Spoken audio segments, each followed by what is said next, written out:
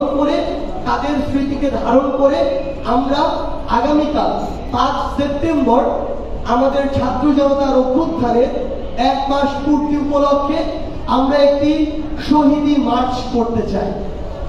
এই শহীদি মার্চে আমরা চাইব আমাদের যেই বাবা মারা, যেই ভাই বোনেরা তাদের সন্তান হারিয়েছে, তাদের ভাই বোন হারিয়েছে, বিনয়ের সাথে আমরা আপনাদের প্রতি অনুরোধ করতে চাই, আপনারা আমাদের সাথে আসুন।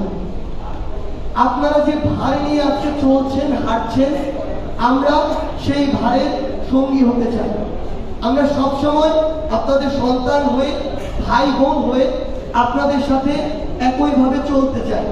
সেই জায়গায় আমরা চাইব পুরো বাংলাদেশের ছাত্র জনতা আবারও তাদের প্রত্যেকের জায়গা থেকে তারা এই শহীদি মার্চে অংশগ্রহণ করবে, যেখানে আমার শহীদ ভাইদের